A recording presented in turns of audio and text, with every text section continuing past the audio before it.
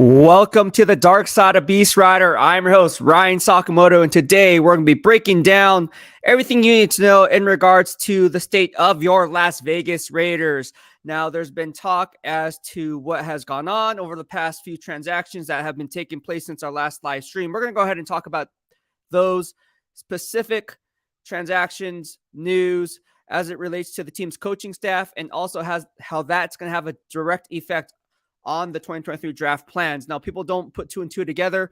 There's a lot of stuff floating around social media about the Raider way and the Patriot way. Look, I talked about this time last year because people didn't know what the cultural identity was going to be, but I knew what it was going to be. That's why you guys follow me, right? That's why if you're new to follow me, go back and see what I had to see in my Beast receipts. This time last year, I told you guys exactly what was going to happen before it happened. Like, what's the cultural identity? What types of players are they going to be bringing in? If you look around the landscape of the entire NFL, of all other 31 other NFL teams, look at what they're doing. We talked about this and this is kind of like, look, you're going to want to bring in your guys. I mean, that's just there's no other line of thinking. Like, you're going to want your guys. Like, that's just how it is around the NFL. Like, if you don't know, now you know. If you're new to following me, now you know. Like, that's just the way it is. Like, it's funny how people are like, oh man, we're the Las Vegas Patriots, or we are the New England Raiders, or whatever the case may be. And I don't know. I just think it's really a bad way of thinking because of the fact that you're not you specifically, but people are not willing to do the research on the other 31 other NFL teams to actually formulate that analysis as to why they're doing it. Now, I'm not just saying bring in guys just to bring in guys because you're familiar with them. I'm not saying that. But there is a rhyme to the reasoning as to why they're doing what they're doing. So anyways, we're going to go ahead and talk about that. Let's go ahead and start with, thank you so much, Auntie Six Soldier, for the super chat and super stickers. If you guys want to donate to the channel, you guys can do that here on YouTube. YouTube is giving me the option, since we can monetize. We are launching our DOB super chats and super stickers. And you guys can donate that with the money icon here on the live stream, or if you're running the playback on the replay, you guys can do that with a super thanks, which is a heart icon, and you can do that on any one of my videos here on YouTube. Also, if you're watching on Facebook, there's an option that is called stars, so you guys can give me stars, and that's another way that you guys can donate. I've been receiving some donations through Venmo. That's in the description box below, along with all my social media. So no matter what social media platform you're on, you can always follow me. And again, we run giveaways, right? So like, just so you guys know, we already gave away the winner for the Raiders mini helmet. We're giving away two winners, obviously. So the first one goes to Kelly Joseph. And I am going to go ahead and send one of those out. And then we have another one. So this is the second one here. We're just going to do giveaways every Friday for Mahalo Friday. So thank you just for subscribing to the channel and following me here on YouTube, Instagram, Twitter, Facebook, whatever the case may be. And again, the big four social media platforms that I'm on, you guys see me in the Facebook groups, Facebook pages, and then also obviously on the other platforms that I just mentioned. So that being said, let's go ahead and get down to it. And again, thank you so much, Auntie Six Soldier, for the super chat. Really appreciate it as we kick off this live stream. There's been a lot of questions. Let's go ahead and start with the one today. So the Raiders went ahead and signed Brian Hoyer to a 2-year deal, right? And some people are asking my thoughts on him because I'm coming from the San Francisco 49ers. Now, this is not my first year covering the Raiders. This is my second year. And last year was my first year, but coming over from San Francisco, Battle of the Bay, even though they're not in the Bay. But look, I like Brian Hoyer. Got a chance to know him back in 2017.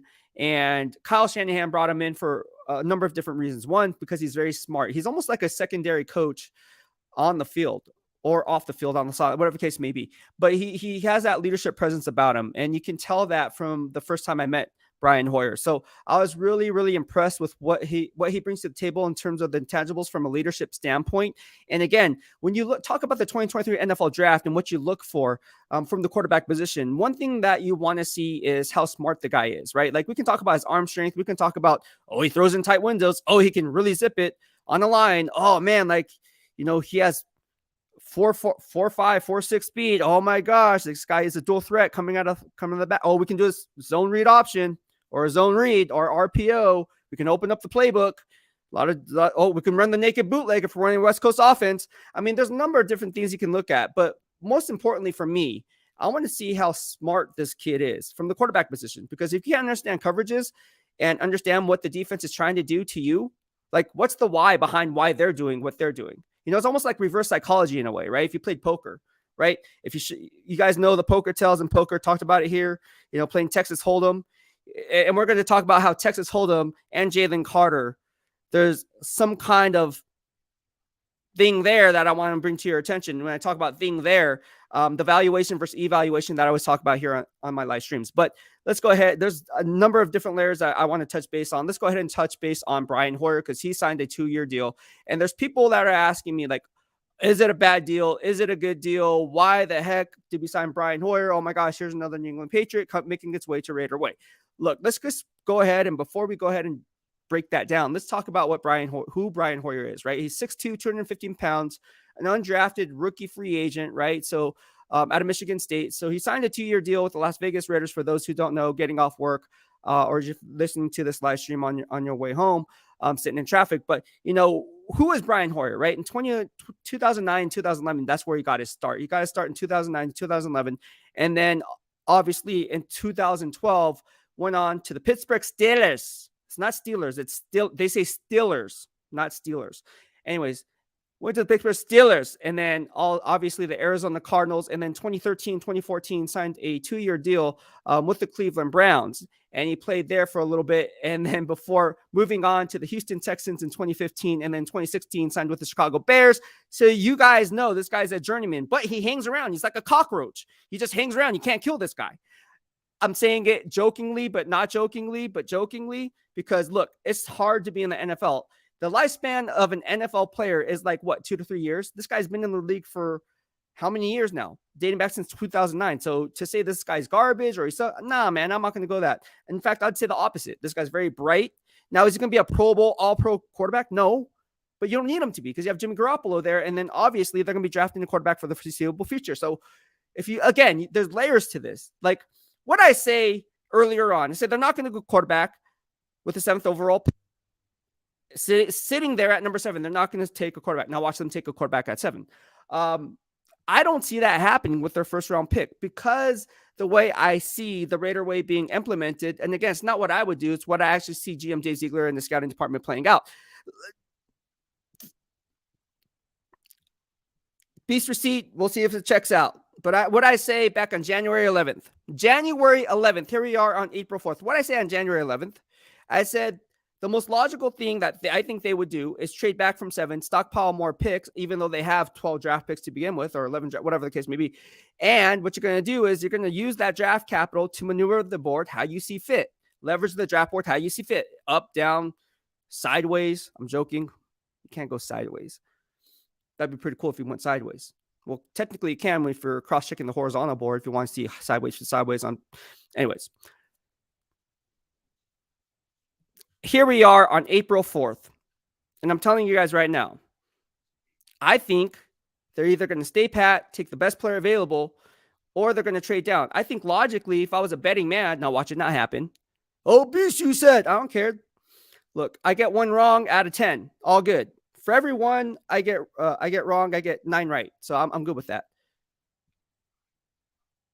My thinking is, if there's a player available at number 7, based on how I see the mock draft playing out, and based on how I see the draft position playing out in real time, I think there's going to be a cluster of players that they feel that they can get in that 12 to 18 range that we spoke about back on January 11th and January 19th, respectively.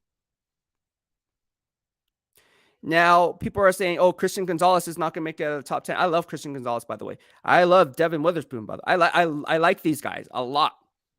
Now, are they a true shutdown corner like a Pat Surtain or Ahmad Sauce Gardner? I would say no, absolutely not. Now, watch them be a Hall of Fame player. That's just when I run the grades, that's what I see, right?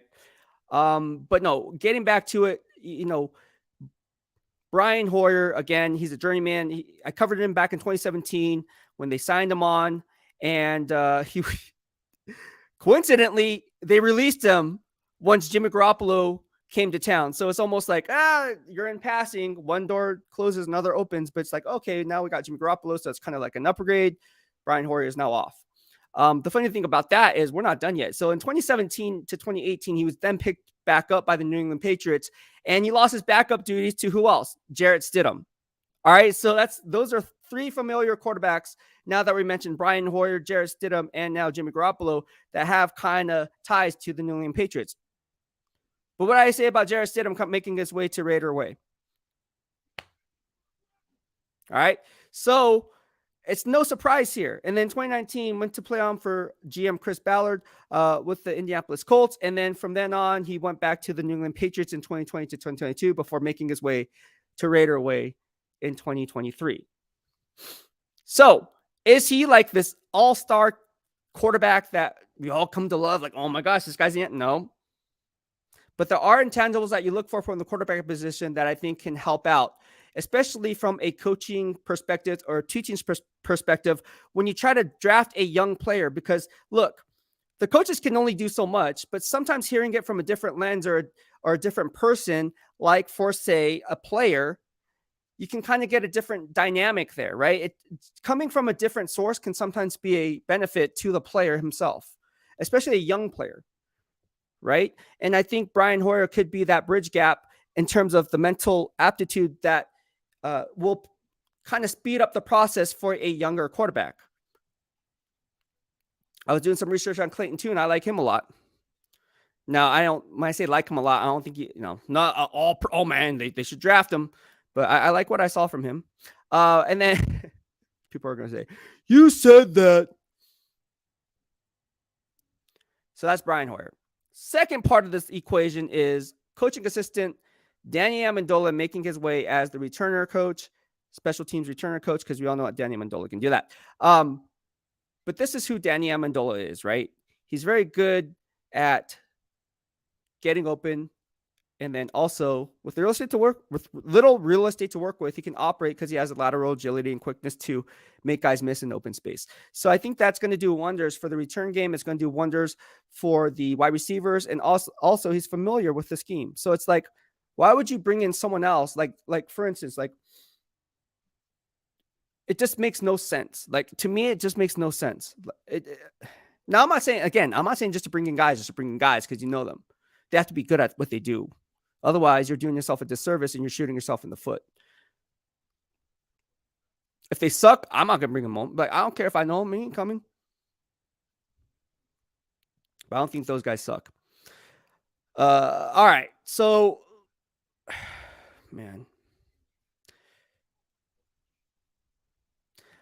Michael McCann says, Mahalo, brother. Hoyer was a solid backup, but I don't know how he's doing now. He played one snap last year and spent the rest of the season on IR due to concussion. 2 years seems like a long time. It does seem like a long time, but at the end of the day, the 2 to 3 year outlook or vision from what GM Dave Ziegler have and head coach Josh McDaniels has, and then to see that vision out, I think they're bringing in the guys and doing things. Look, whether you like GM Dave Ziegler, whether you like head coach Josh McDaniels or not, one thing remains to be seen, remains to be the same. And that's they're very constant in their ideology and going against conventional wisdom or going with conventional wisdom and the things that they do, right? Like, for instance, like trading for Devontae Adams, right? Is that a Patriot way to do, like to do things like that? Giving up all that draft capital. Now, the Randy Moss deal was totally separate, but you look at it and the guys that they got, whether it be the Patriot way, the Las Vegas Raiders over the course of time throughout history, they do things in a way that makes sense to them. Like they don't care what you think. They don't care what I think. And they shouldn't. Because if you listen to too many ears and not do it the way that you want to do it, and ultimately you get fired anyways, you're going to look back and say, dang, we should have done it our way. So just trust your instincts, trust the way you do things, and then go from there. All right. Mahalo McCann says, Kevin Lurker says, good evening, Beast. We're getting closer. We are. And let me just go ahead and touch base on this. So people were asking for my pre-draft visit tracker. Obviously, I just live across the street from Raiders headquarters. I'm not joking. I can walk there. I can actually run there. And there's a reason why I chose to where I live. I like living close to Raiders HQ, so I know what's going on. Look, let me just go ahead and break it down for you guys on the pre-draft visits that are set up, that have happened or going to happen or sometime in the near future. All right. So you have Brian Branch from Alabama. You have the nickelback, safety, cornerback, hybrid, defensive back, whatever you want to call it. And Brian Branch was a guy that I graded. One of the first guys I graded. Go figure. Roll Tide roll.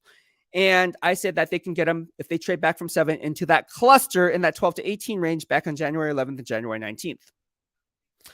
Same thing at the East West Shrine Bowl when people were asking me, scouts, execs, who do you like? Zay Flowers was the guy that I liked, but he didn't participate. I was like, oh man, there's no Zay Flowers out there. Just like Devonta Maxwell. I was like, oh man, those guys aren't playing. But Zay Flowers is coming in for a visit. He's coming out of Boston College. Shorter, diminutive guy, but yet, if you see the lateral agility and the real estate that he can work with in open space from to point A to point B, again, in a confined space like that, that's going to help you in red zone opportunities because that's when everything's dissected more. Everything's not as such macro as it is micro. And I think you have to look at that. Like, too many people put a stock in highlight films, and like, I hate that. I hate highlight reels. I mean, you can make me look like I'm 6'6", and I'm only 5'5", putting on a highlight reel. So I don't know. I'm just not very sold on those highlight reels that are out there. But I like Zay Flowers. Jalen Duncan out of Maryland, the offensive tackle, he's coming in for a visit. Will Levis obviously has been reported to be in for a visit. Obviously, Anthony Richardson as well. And Kylie Ringo out of Georgia, the boundary cornerback who I don't like. There's people out there that say that they like. I don't like him. He's too inconsistent for me. Ran the grades. Don't like him. You guys know what I just talked about him on my earlier live stream. So I'm not a fan of Kylie Ringo. Now watch Kylie Ringo be one heck of a football player. I just don't see it. I would rather them go after someone else that was more. Look, it's hard to say, right? Because this is where you're going to have kind of discrepancies here when you talk about scouting departments and how they like to do things. Look, some people favor Power 5 over any other conference, and they should.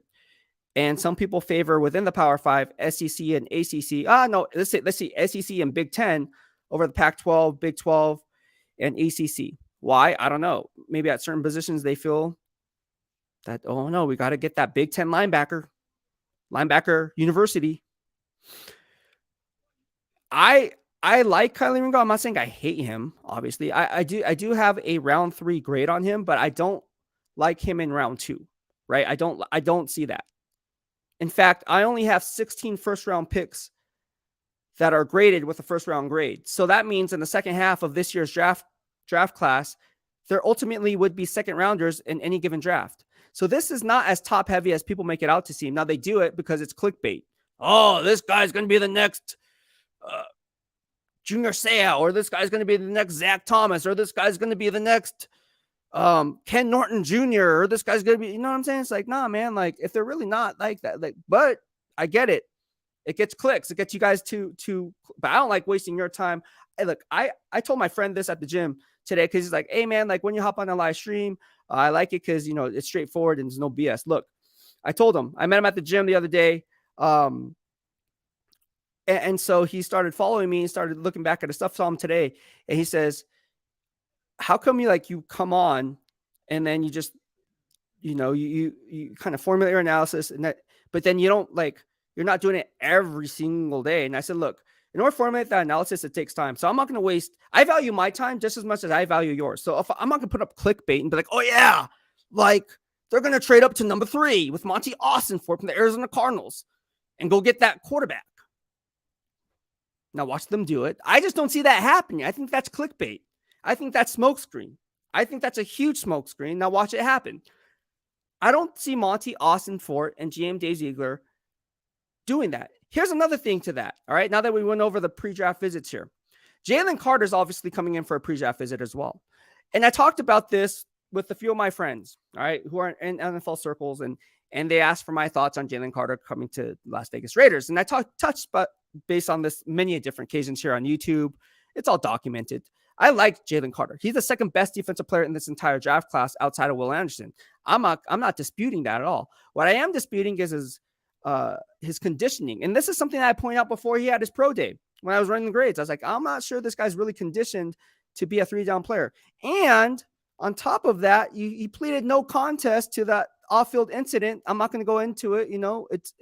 He pleaded no contest. You all know what you're talking about. Just Google it.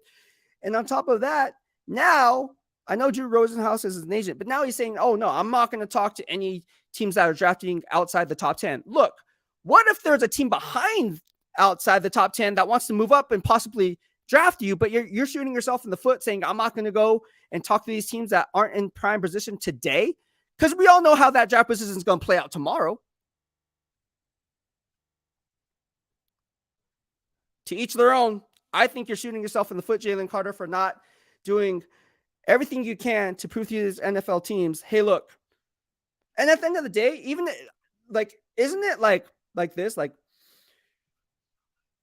if it was me, I would do everything I can to prove to every NFL GM, look, I'm worthy of the number 1 overall pick. Forget the top 10. I'm worthy of, I'm better than Will Anderson. That's how I would think. Like, I'm better than this guy. I'm going to prove to you why I'm better than this guy. Oh, well, we have a question. You came out 9 pounds heavier at the pro day. You couldn't even finish your pro day. You pleaded no. Let's talk about that. See how that's why you have these guys in for pre-draft visits. And I don't like the name top 30 visits. I hate that. I hate the strong word, but I hate it. Because top 30 visits to me means that they're in their top 30 on their big board. And that's not the case. Usually it's to do legwork on the off-field character. It's to get more information on that player. Sometimes it's not even to talk about that player. Let's keep it 100. Sometimes they have that player in, they wine and dine him at the pro day and everything because they want to gain interest on another player that they're really interested to hide the interest of the player that they're in. So it's a reverse psychology thing. I'm telling you guys, but you guys would never know unless I brought it or shared it to Niner fans know what I'm talking about. Steelers fans know what I'm talking about. So I like to sift through the smoke. I don't read too much into the BS. I just don't like it.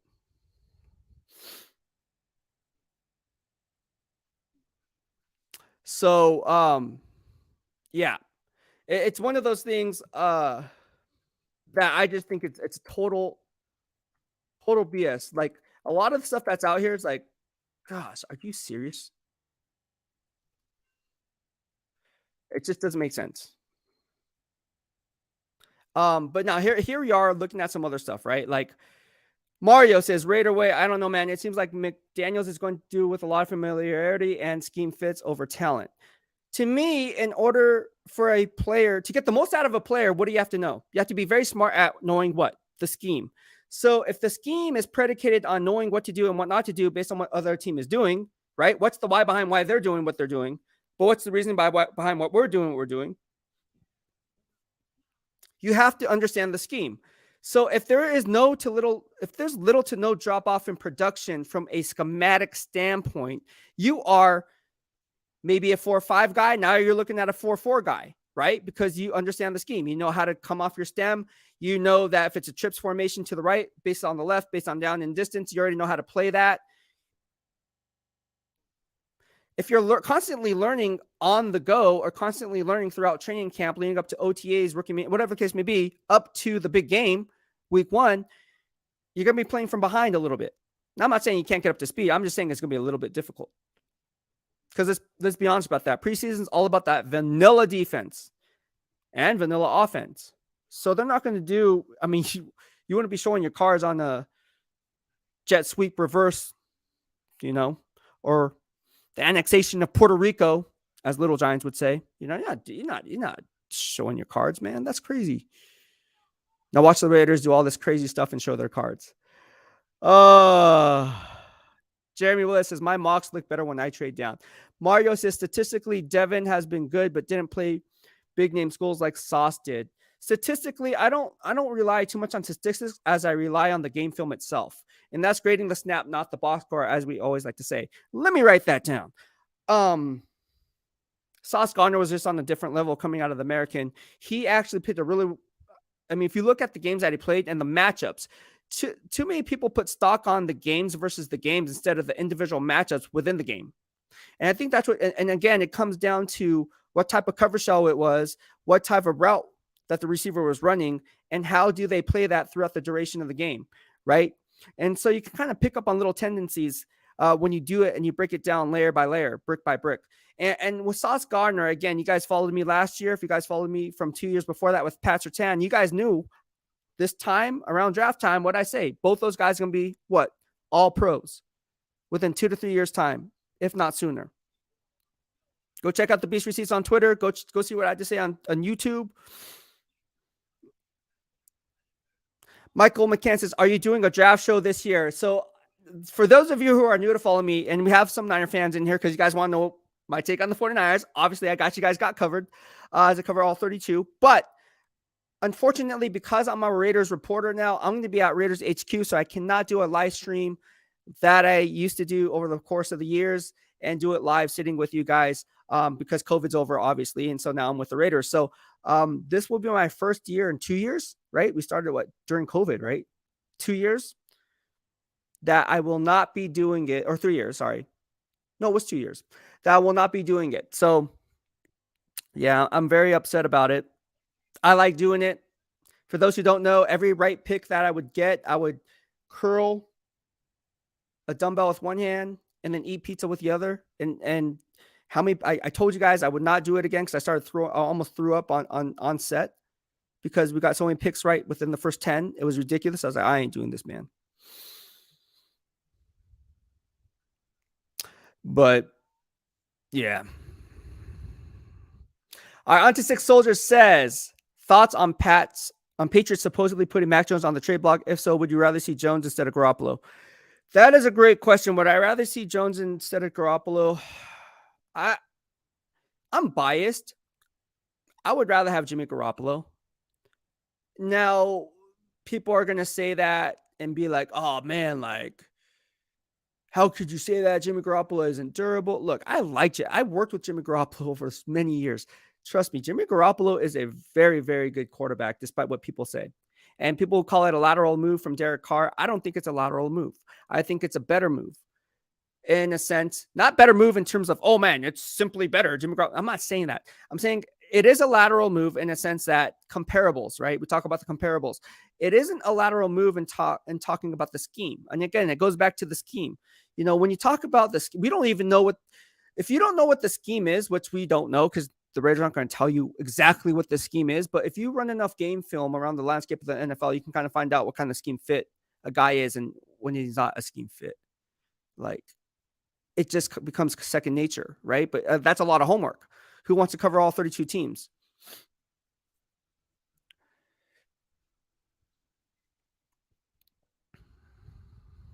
All right.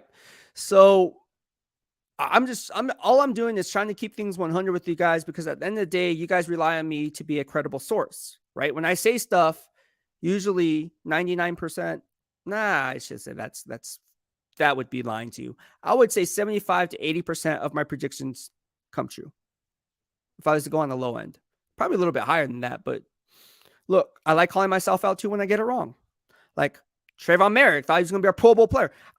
Wrong. Beast, you were wrong on that. That's the Beast receipt that was wrong.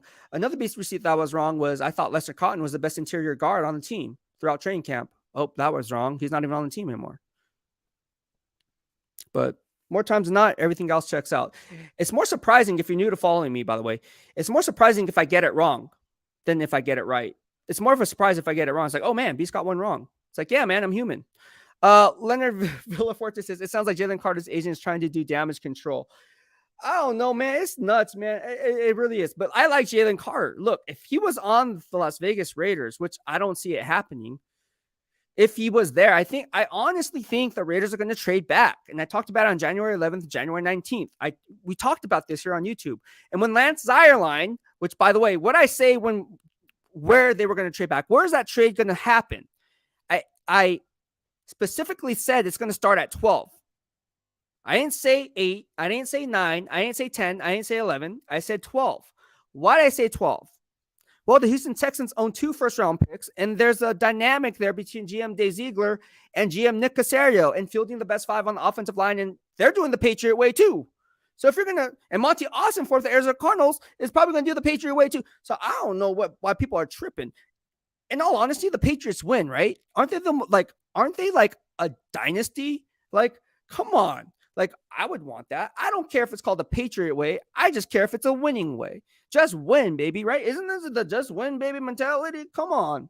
So who cares what it's called? Who cares how they do it? As long as they have one more point than the other team, I don't give a damn.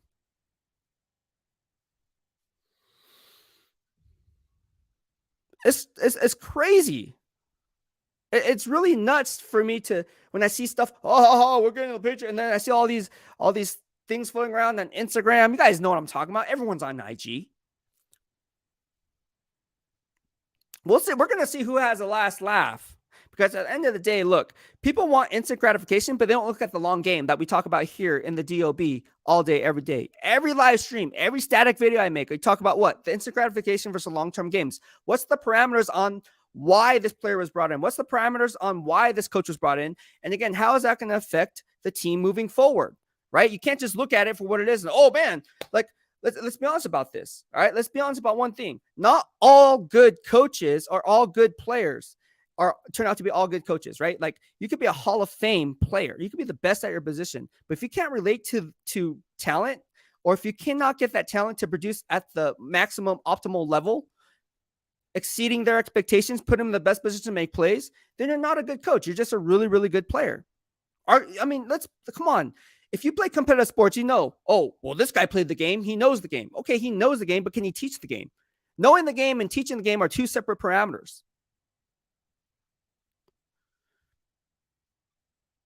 I don't know. I just like keeping it 100, but people don't see it from that lens. They just say, oh, man. LQ19, Daniel Kim, what's going on, my man? How you doing? My guy DK, talk to this guy all day. He had a question. Speaking of Instagram, so DK messaged me about the Patriot way and the Raider way and how, like, look, I'm not going to single out anyone, but someone said, I know people, oh, you know, if you're going to the Raiders, man, you know, they really grind you. Wouldn't you want that? Like, I would want to be iron sharpens iron mentality. I would want to be working with the best. Like, I would want someone to test my limits and push my limits. Why? Because if you have somebody who can get the best out of you, even though you thought that you kind of hit your pinnacle of whatever it is in your career, but you like they can get more out of you, they're going to push you. I always talk about this. Constructive criticism is key. It's when a coach or when someone else higher up, like an NFL exec of the team that you're playing for, does not pay attention to you. That's when you should pay attention, because that means they don't care, or that means that they lost hope in you, or they already know what they're getting, which is probably a player that's not going to be back next year or next week. The harder they are on you as a player means they can get, and they believe that they can get the most out of you, and they haven't seen that out of you yet. So for people to make excuses as to, oh man, you gotta really love football if you're going to be the, shouldn't that be the MO of every freaking team? Like, you got to be passionate about what you do. Otherwise, why are you doing it? And I told you about this. I have friends who played currently and are retired now, Pro Bowl players, and they don't like football. They just do it as a hobby. And from a fan perspective, I understand how you're like, wow, that's crazy. But it's not as crazy as you would, because it happens. Like, it happens more often than you would think. Not everyone loves football. Not everyone is passionate about the game. Not everyone watches film study. Kyler Murray.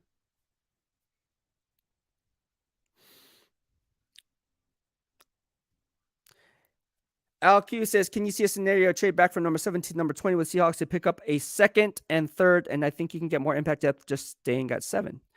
I could, you know what, if that happened and GM John Schneider, right, from the Seattle Seahawks. If you guys don't know who John Schneider is, he's a GM of the Seattle Seahawks. I like to do this. Like, people want to know how much I know, right? Like, oh, the landscape of all 32 NFL teams. I think a cool game would be to test my knowledge, right? Like, go ahead. You guys have Google. This is live. We're talking about GMs here, right? Like Monty Austinfort. We're talking about GM Nick Caserio. We're talking about Rand Carthon from the Tennessee Titans, right? And who was the GM before him? John Robinson. And so you talk about all these different dynamics and layers within the NFL teams. You really got to know and know what these GMs are actually going to do based on the scouting department. Because a lot of times people put a lot of trust in their scouting department, right? Like, obviously, that's why you have scouts. Some GMs don't. That's why they're like trying to do a one all be all. And they try to just do it all themselves. It doesn't work that way because, you have to wear so many hats on a day-to-day basis. You're going to drive yourself nuts. It's crazy. You think you can watch that many prospects in that given time and to have a conviction about every single prospect? Look, there's people that try to do it. It doesn't work. But no, I would love this. I would love this trade. If this trade was presented to me and I could get the 20th overall pick, the 37th overall pick, and the 83rd overall pick, I would do it. Why? Because you're leveraging future draft capital as well. What people don't see, again, we talk about instant gratifications versus the long-term gains. If you can land a move down 13 spots, get another second-round draft pick, a third-round draft pick, then what can you do? If you find a tail end of round one player, which we see in every draft, there's always that GM that trades back in the tail end to that 28 to 32 spot and gets that player that otherwise wouldn't be there at the top of the second on day two. Why not go ahead and do that and still have draft capital to play with, because you're coming out with more picks, more value, top 100 picks, if you will. And again, if you get more draft darts at the board, why not? The line of thinking here is that's where the evaluation versus evaluation comes into play. That's why the cluster of players comes into play. That's why you have to know exactly what exactly is going to be there if you were to make that trade, moving on from 7 to 20. What type of cluster realistically would be there? You can't just plug and play people, based on your big board. That's not how it works. You have to see what the tendencies are from the GMs from 8 to 19. What are they going to do? And also think about plan B. What type of draft capital would another team behind you be willing to give up to move up to get the player that they think that you're going to draft at 20? And is that worth it? Because if you have a cluster of 3 to 4 players, and by the time you're on the clock, you thought that 3 to 4 players were going to be the cluster at number 20, and all of a sudden it's 1 or 2, now you're kind of panicking, like, oh man, I hope. And you're 2 picks later, oh man, I hope they don't get him. I hope they don't get him. Every year, what do you guys hear? All these GMs be, we were sweating it out, man. We didn't think he was going to be available. We didn't think Tyler Linderbaum was going to be available there. Oh, but he has short arms. Oh, but he's an interior lineman. What did I tell you guys about Tyler Linderbaum? I thought this guy's going to be a Pro Bowl. I like Tyler. GM Eric DeCosta, good job. Good job. Omar Khan, I get why you picked Kenny Pickett. Come on, you reached that 20.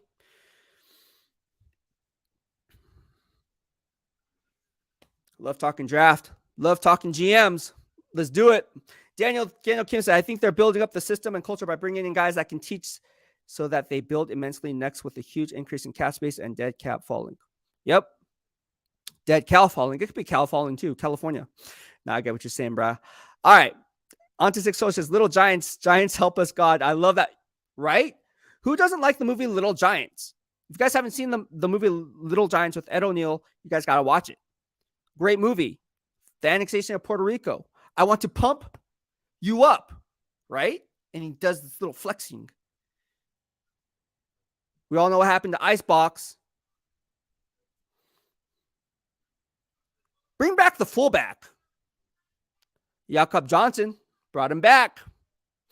My guy, Egalitarian 207. What's up, Beast? What's going on, man? How you doing? Mario says, I agree. I am by no means looking at tape in that way. It's all good, man. Egalitarian 207. Beast, do you think Dave Ziegler should target Dorian Williams in the draft? That's a great question. I have to do more research on him along with these other players. If you guys have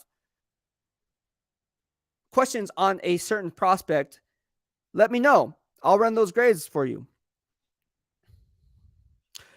Mario says, I'd rather have Jimmy because we know he is a short-term guy. I think having Jimmy G makes the team look for a young option. You want to know my take on the quarterback situation? Now watch me be wrong, but not afraid to put my beast receipts here in real time, cross-checking in hindsight. I think the Raiders will be selecting a quarterback. If they don't go, obviously, one of the top, like Anthony Richardson, Bryce Young, I think is going to be off the board. Whatever happens with Lamar Jackson is going to be a shakeup.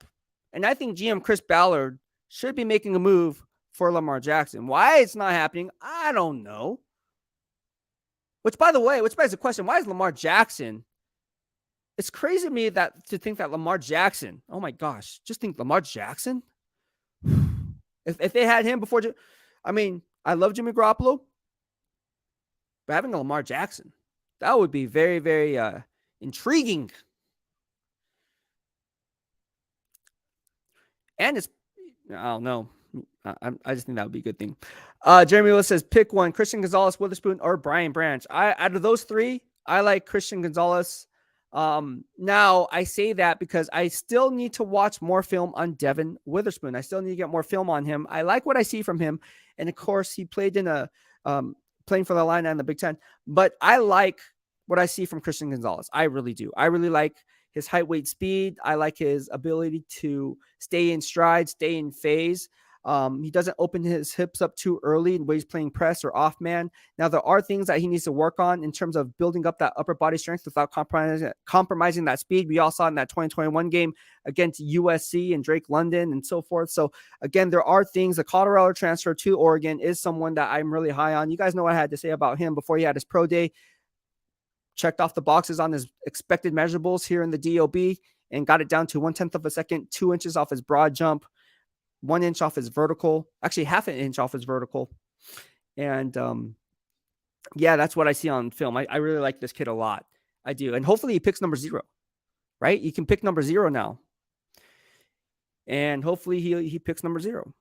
Coming from Oregon, you can say, oh, yeah, why'd you pick 0? Oh, because I'm from Oregon. I'm an Oregon Duck, so I picked O for 0.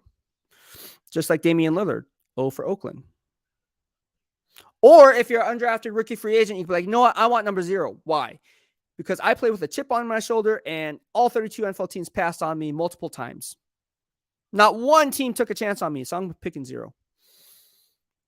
Mario says, what do you think happened to Merrick? I don't know.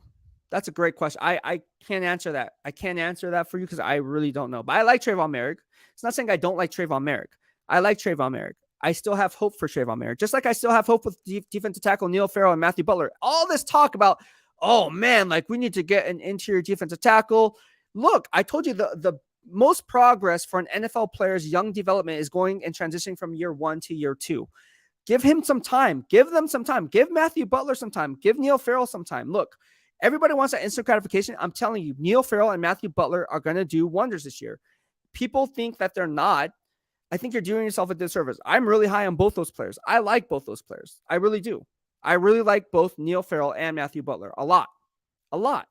Now, there's 28 of us watching here on YouTube, whether it's YouTube, Facebook, Instagram, Twitter. So give this video a thumbs up and it would help the channel out a lot. Also drop your comments, but yeah, most importantly, give this thing a thumbs up if you like what you have to take. We are about 47 minutes and 53 seconds into this live stream. And again, you guys are going to determine whether I'm going to do more of these. And the reason I say that is because I want to do them, but the engagement has to be there. And so giving it a thumbs up really helps with the algorithm and really pushes the algorithm. And that is free, right? It doesn't cost a penny. So if you're watching right now, give it a thumbs up and, spread the word to all your family and friends about the DOB as we keep things hot, keeping things 100 all day, every day.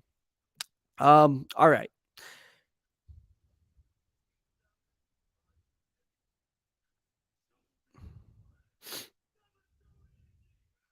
Lencho says, Icebox and Power. I like it. Power, power, power. All right.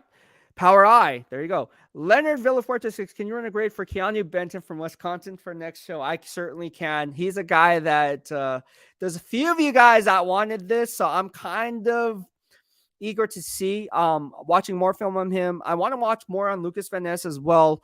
There's a few other guys that I kind of want to see, and from there I can actually plug and play to see where these teams are actually going to be drafting ahead of the Raiders or behind the Raiders and where they're going to be going in the first round. So a lot of stuff is smokescreen. That's why you see mock draft 1.0, mock draft 2.0, mock draft 3.0, way too early mock draft 2000, 5098.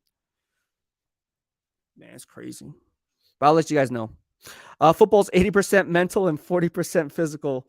That was funny when he said that. Steve Ettman said it, right? I believe Steve Ettman said he had that skull tattoo. If you guys don't know what we're talking about right now, we're talking about Little Giants. He had that skull tattoo on his palm, or not palm. Palm is here, but on his hand right here. And the kid looked at him like, "What? That's 120% in his head." Like, what? What are you talking about? Yeah. Jeremy says, "Beast, what if we trade back and draft Bijan Robinson?" Well, I mean, I can see it happening. I like Bijan Robinson, ran grades on him. This guy is a top 10 player in this draft. Like this guy, but he plays running back. So we don't want to draft him inside the top 10. No, because we can find those guys in later rounds. It's not a high value position. But if you're the Detroit Lions, are you going to really wait until your first round? Yes, you would, because at 7, you can. See, I'm stirring the pot. GM Brad Holt's probably looking at this and be like, oh my gosh, what are you talking about? What's up, G says, Beast. Hit that like button and follow on all social media at BEASTwriter. Yeah, follow me. Hit the like button. Again, a like is free, so support the channel. If you like it. If you don't like it, give it a thumbs down. I don't care. Either way, it helps the algorithm. Even if you thumbs it down, it helps the algorithm. So like it at the very least. If not, don't like it. But give it a thumbs down if you don't like it.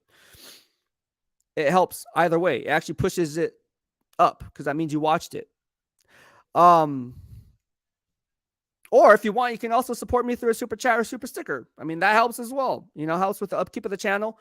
Again, people ask me, why I don't go on as much as some of these other content creators or beat writers. And I say, look, I'm the sound check guy. I'm the lighting guy. I'm the audio guy. I'm also the thumbnail guy. So I'm also the production guy and keeping up with the reporting guy. I'm also the guy who has to prep to say what to say before he comes on and says it.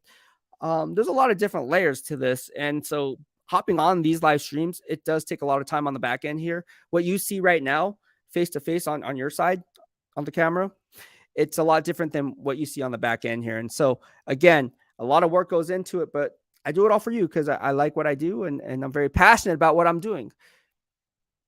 Pretty sure I'd make a good Raider fit if I was being drafted as well, I am a Raider reporter, but if I was an unrestricted free agent. By the way,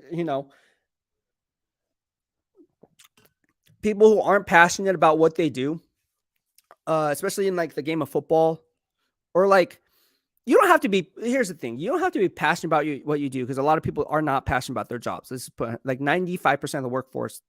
Not like, oh yeah, I really love my job, dude. I can't wait to go to work and help people out with their insurance claims. Not throwing shade. I was a self-employed insurance broker. I had my own agency, so I know. I liked it. I liked helping people. I like the idea of helping people out because it's something that they obviously you need insurance, right? If you don't have it, cop pulls you over and driving no insurance. Where's your license and registration, please? Send you out those SR22s in California. I mean, right? Come on, let's keep it 100. SR1 forms when you get in an accident. Take me back. Whew. Take me back to 2001 to 2014. I was slinging insurance in high school. Believe it or not. But I wasn't passionate about it. I was like, oh man, I'm very passionate about this. No, man, I'm passionate about this. This is what I'm passionate about. This is fun. Talking about the Raiders is fun. I don't know about you guys, but I like talking about the Raiders. And a lot of the Niner fans that you guys are on here and you guys still follow me because, again, it's all about good vibes only. It doesn't matter what team I'm covering. I really appreciate it, man. It means a lot. It means a lot. All right, if you guys have any questions, go ahead and shoot them my way. And also give this video a thumbs up. We are talking about Danny Amendola being brought here to the Las Vegas Raiders as the returns coach. I was going to say returner coach, but I think that would sound weird. But he is a coaching assistant / returners. So why can't I got to come up with a name? I don't like calling him the return coach. That sounds weird. Like, oh man, do you see the signing of the return coach? Like, what? What's a return coach? You can be a return specialist coach. There's all these different job titles you can have now in the coaching department. Back then, like during the Bill Walsh days, during the Coach Flores, if you look at those coaching staff, it's like the DC was sometimes the O-line or the D-line coach and the linebacker coach and the secondary coach. It's really funny. And then nowadays it's like, oh, well, you have a D-line coach, you have a defensive pass game coordinator. You also have a pass rush specialist. You also have a linebackers coach. You also have an inside linebackers coach. You also have an outside linebacker. You also have a secondary coach. You also have a cornerback coach, and you have a safety coach. Man, it's crazy. It's crazy how the game has evolved. That just goes to show you how crazy detailed the game has become in trends. It's just nuts. You really have to know your stuff. Like crazy. Crazy. Oh man. All right. So let's go ahead and touch base on some of these other things that we want to talk about. A lot of things we want to talk about. Let's get down to it.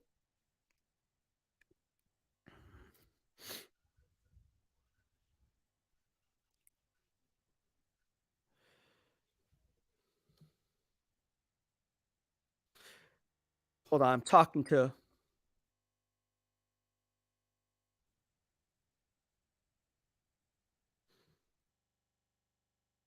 trying to multitask. I'm very not good. Trying to multitask here. All right. James White, my guy on Twitter, asked a question. Says, Beast, do you believe that the front office and coaching staff? Oh my gosh, this is a good one. Do you believe that the front office and coaching staff have the right guys in the locker room for the culture they want? Asking because I'm wondering, can Jalen Carter succeed in the Raiders locker room right now? That is a great question, because if you're a company trying to get the right guys in place for your company, no matter how good the structure of that organization is, it ultimately comes down to the player, right? You can't babysit the player to do the right thing or not do the right thing. It's not up to they have lives outside of football. As you know, as crazy as it sounds, yes, they do have a life outside of football. The 1 or 2 hours that they have, like they live at Raiders HQ. Trust me, I know that. They can't be micromanaging Jalen Carter or anyone else that comes in with some off-field issues, because ultimately, if something does happen, does that really fall on them for drafting that player? Yes, because they drafted him, but more responsibility, I think, would be placed on the player, because he is responsible and he is a man, so he is responsible for his own actions. To make excuses as to why you did what you did is a sign of immaturity, in my estimation. So it doesn't matter how good the structure of the organization is from the top. At the end of the day, I think everybody is responsible for their own actions. So no excuses. Play like a champion. Hope that answers it for you. Alfaro says, Beast, are we trading up? I don't think you guys are trading up. I don't think the Raiders are trading up at all. I think they're going to be trading back or staying pat. Now, it depends how the draft board falls. If GM Chris Ballard goes out and does a shakeup and goes after Lamar Jackson on draft day or leading up to draft day, that's going to have a huge shakeup, because there's going to be a team that's willing to move up for that top 3 quarterback. Could the Raiders be one of them? Sure, the Raiders could be one of them. But when you sign Brian Hoyer to a 2-year deal, you just inked Jimmy Garoppolo to a $72.5 million deal. You're going to draft a quarterback to sit for 2 to 3 years before. I just see that's where I'm kind of like, okay, what's the instant gratification of making such a move, and what's the long-term gains of making that move? Because again, if Coach McDaniels and GM Ziegler feel the heat to win today, which they do, right? I mean, I see it all on Raider Nation. You guys all want them fired. Majority of you guys say, "Oh, Coach McDaniels is a clown. GM Ziegler is a clown." Blah, blah, blah. Then you can put me in that clown category too. We be called the 3 clowns, 3 clown amigos. I don't care, because I like GM Ziegler.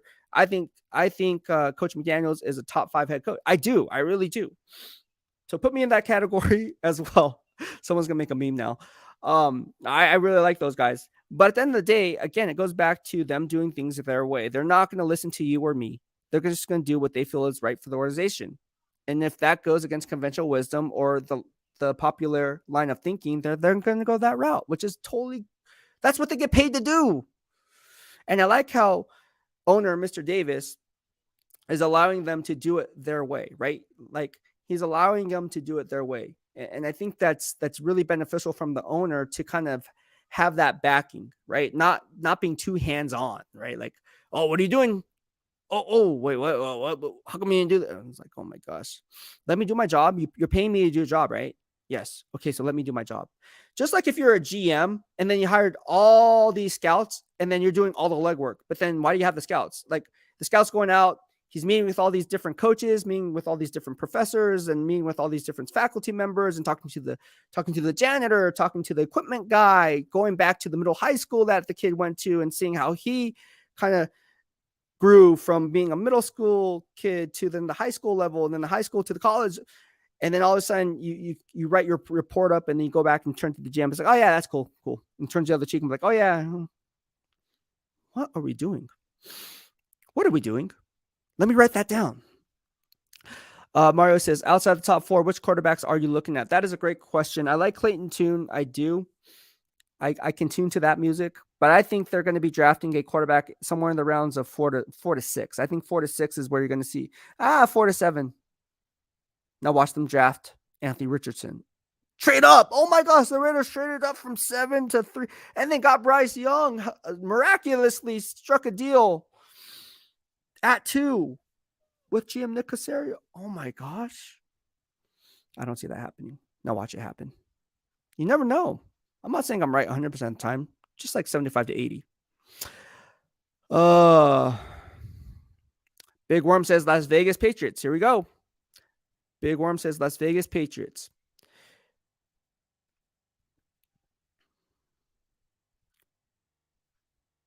Look at the landscape of the other 31 other NFL teams, and I bet you we can all make nicknames for those other teams too that come from a different coaching tree or executive tree, or the case may be. But hey, what do I know? Oh, I do know.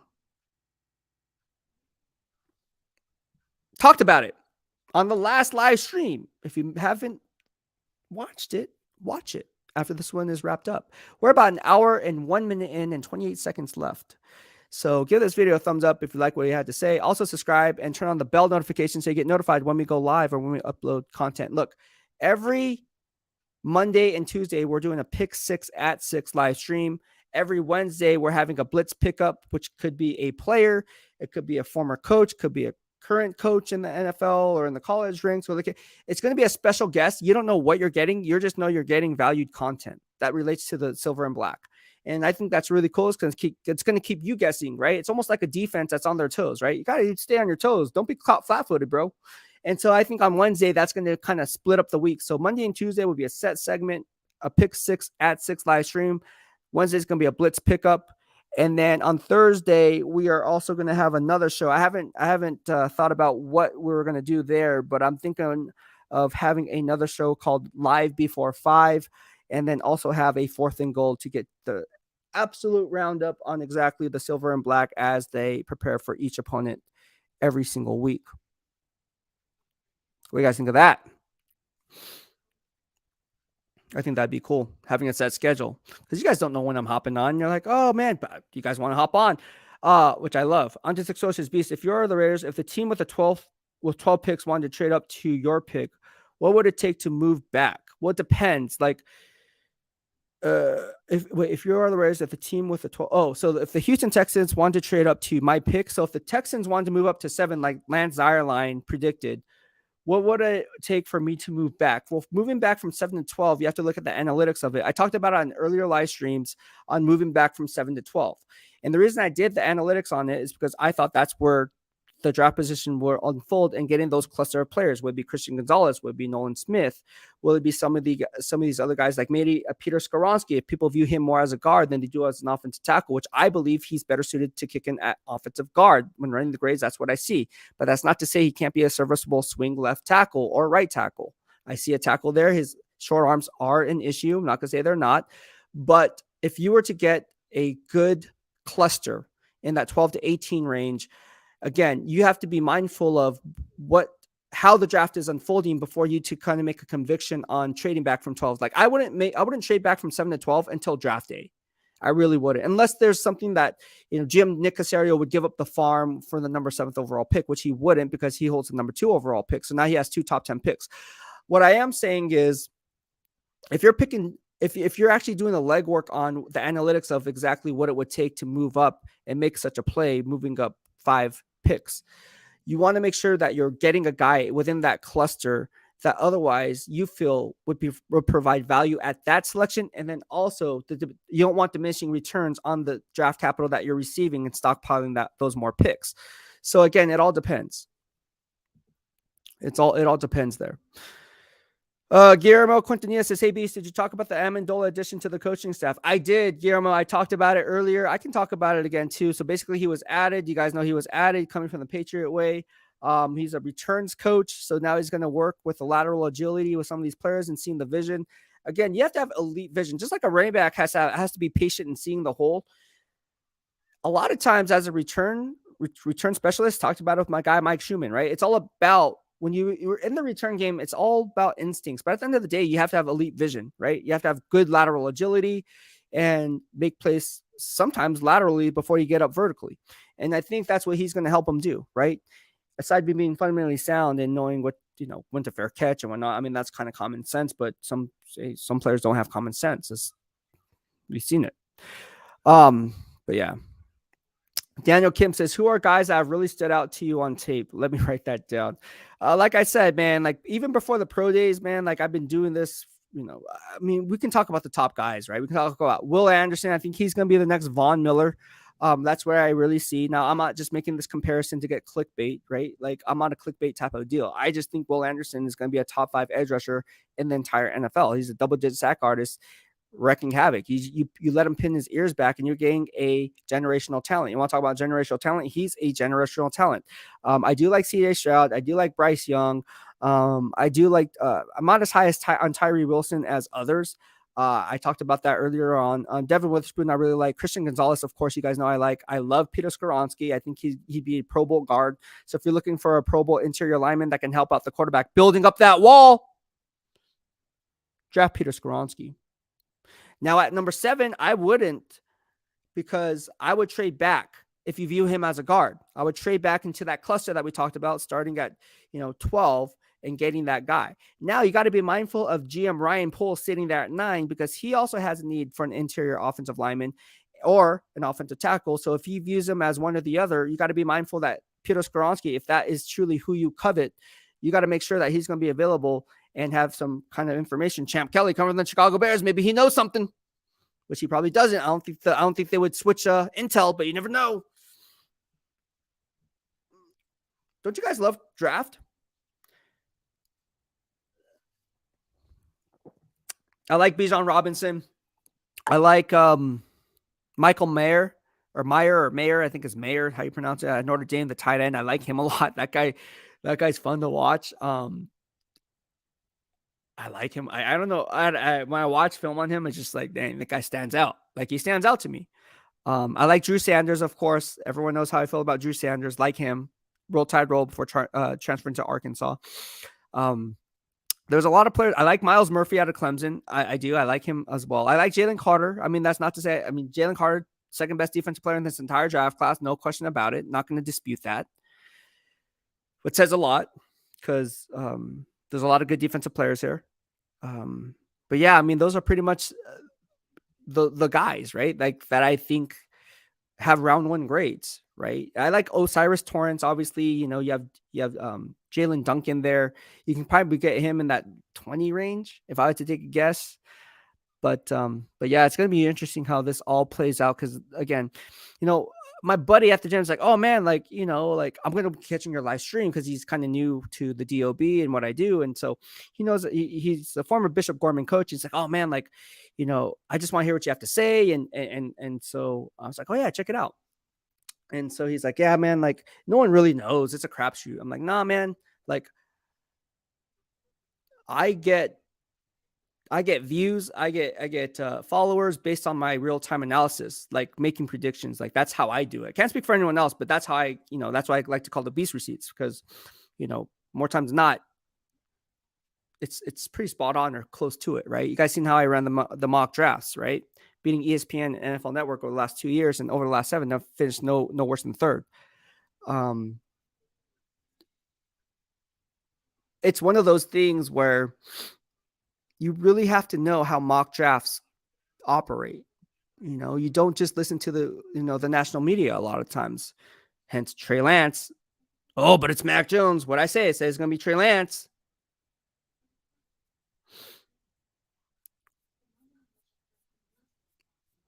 By the way, if you were watching from Mandalay Bay back in 2021, I hit on all top 5 quarterbacks and seeing how that was going to play out. All 5. And I said The biggest surprise pick, the biggest surprise team that's going to trade up is Ryan Pace of the Chicago Bears going to trade up for Justin Fields. Trade up for Justin Fields. Hit on all 5.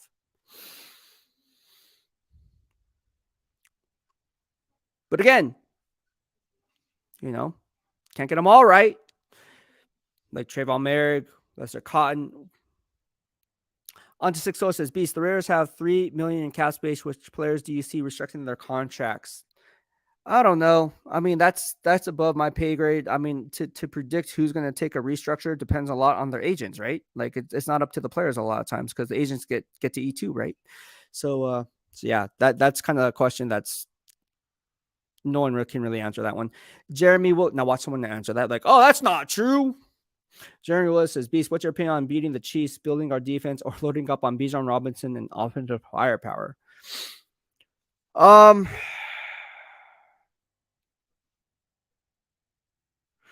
If it was me, I'm all about defense wins championships in a way, right? That's one of the MOs that I'm always been known by. The other one is building teams from the inside out, not the outside in. So I would like to solidify the trenches on both sides of the football, right? And you look at what the Chiefs did, right? And talked about it with George Karlaftis, right? Remember when George Karlaftis came here, or when they played their first game at Arrowhead, and the question that I asked was George Karlaftis, and Coach McDaniel said, "Oh man, like it's funny, basically funny you mentioned that because George Karlaftis was the guy we were looking at." You look at guys that they have, whether it be Frank Clark, Chris Jones, George Karlaftis. You look at the defensive line, right? They had Jaron Reed over the course of the years, right? And so you look at how they built that team, right? And then you look on the flip side of that on the offensive line with Orlando Brown Jr., they signed Joe Tooney, or obviously OBJ is not there anymore. But you look at Joe Tooney, Creed Humphrey. What I talked about Creed Humphrey around this time on draft day when he was drafted out of Oklahoma, right? I say Creed Humphrey is going to be, he definitely should be drafted in the top 25 picks, right? What happened to him? And then Nick Bolton, right? So you look at guys, L'Jarius Sneed. You look at guys that they had Charvarius Ward, who's now with the San Francisco 49ers, Tyrann Mathieu, who's now with the New Orleans Saints, Juan Thornhill, who they drafted out of Virginia, right? I believe they got Juan Thornhill in the second or third round. They got Juan Thornhill there. And so you look at the guys, they had Nick Sorensen, who was kind of a liability later on in my grading system. But you look at the guys that they have there and you really say, hey, look, man, like, if it was me and I need to beat the Chiefs, I'm gonna beef up the lines, man. I'm gonna get my hog mollies, as GM Dave Gettleman would say, no longer GM, former GM of the Panthers and the Giants. I would get some hog mollies up there and hog it up. Let's get a lot of space eaters, because no quarterback can have success without a stable offensive line for him to go through his progressions. No wide receiver can get open without a stable offensive line because he doesn't have enough time to come off his stem. No running back can be successful if he doesn't have the holes to hit. He's already bouncing outside every time, dancing behind the backfield. Oh, don't dance. Just get straight up field. Bro, I can't get straight up field because I'm hit the freaking lineman's butt is in my face 2 to 3 yards behind the line of scrimmage and getting put back. So I have no choice but to bounce it outside, coach. Mahalo Daniel Kim, he says, that's why I respect Beast's analysis so much. No BS, straight shooter, and outworks the room to back up his knowledge. It's what the nation needs. Raiders. Thank you, man. And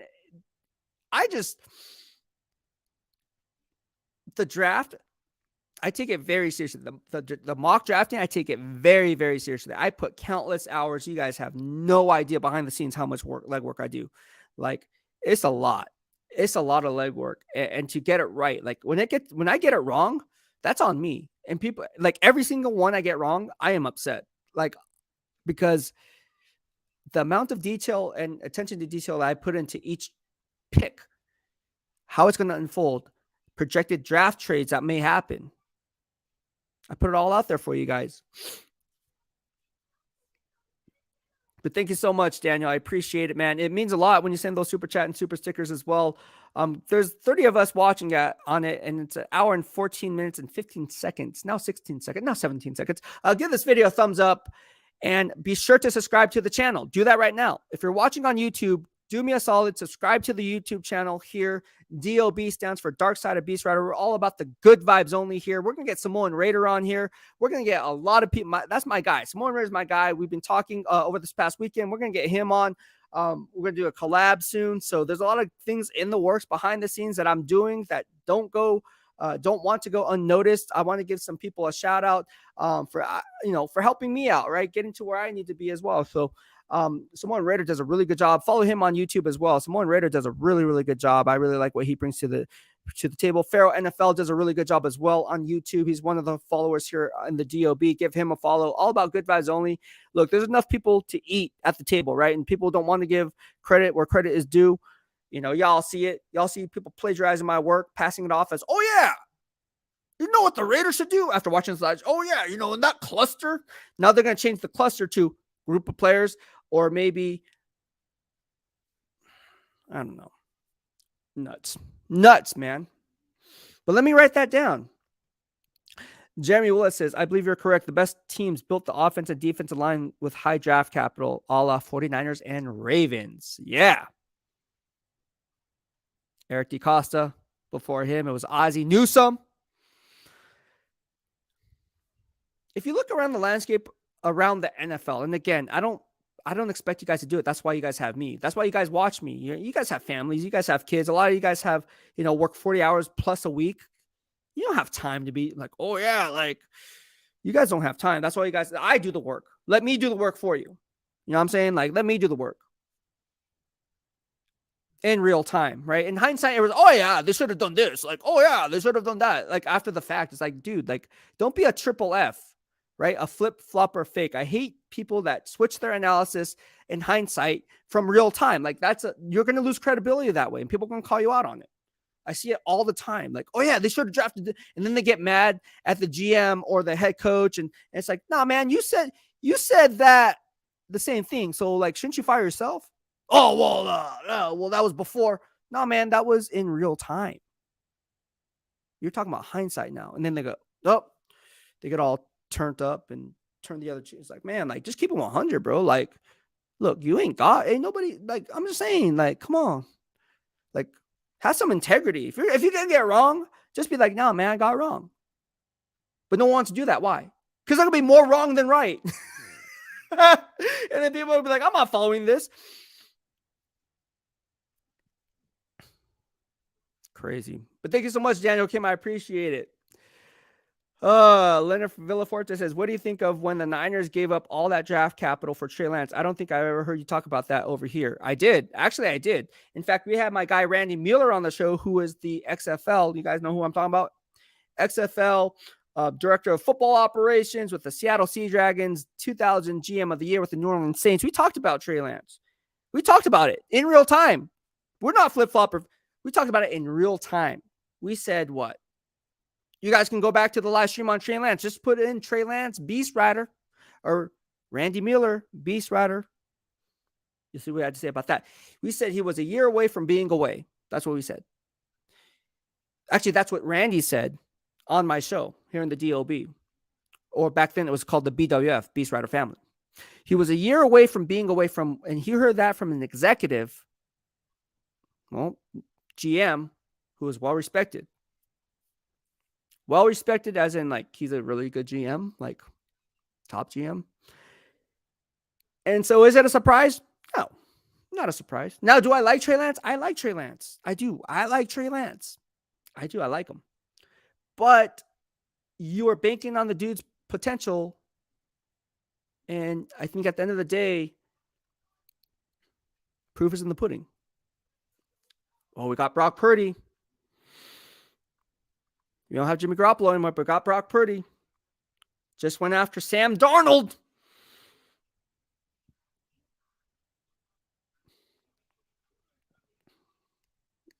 On to Six Soldier says, Beast, thoughts on cornerback room?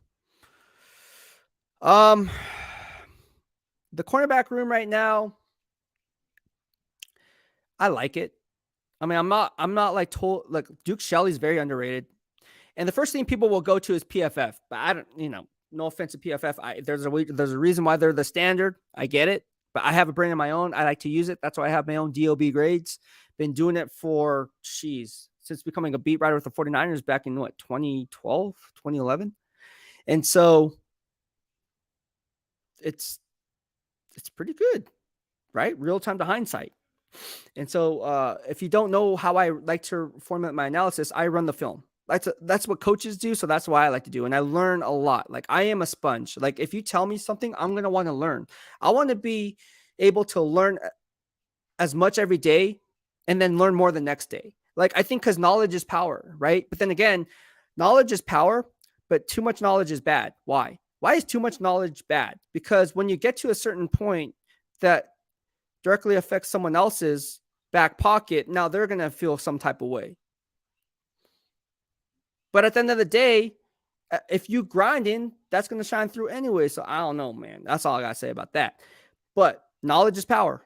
Knowledge is power. The more you know, the better off you're going to be. And how do you get there? You work your butt off every single day. Oh, I work my butt. Really? Okay. I get 3-4 hours of sleep tops every day. My minimum goal is to get maybe 5.5 hours. If I can get 5 hours, and Daniel knows about this. He knows. Rarely, team no sleep. Team no sleep, just grind. Now you can look at this and be like, oh, real? Like, you need sleep. Trust me. I think the way I'm wired is the moment I lose sleep is the moment I lose an opportunity. So I'll sleep when I need to sleep. And otherwise, it's just watching film. Like, after this live stream, I'm watching film. I'm running grades for you guys. I'm trying to get feedback. I'm also cross-checking what other GMs are doing and their scouting departments, checking out pro days, checking up all these other, I have an algorithm to how I like to do things to formulate my analysis when it comes to the mock drafts. And that takes time. So if you do that times 32, you do the legwork on how many hours you can get. So when the draft rolls around, there's no drop off from production, because I've been running these grades in college film during the draft as well. Daniel K says, definitely support our brother by hitting the like, subscribing, and following him on all his social media accounts for the most insightful Raiders and NFL news and thoughts and giveaways. Look, I run giveaways as a beat writer because I like giving back to all you guys, right? I like giving back to all you guys. Kelly Joseph, if you're watching, you are the winner of last week's giveaway. We're going to be doing it again because, again, I like running.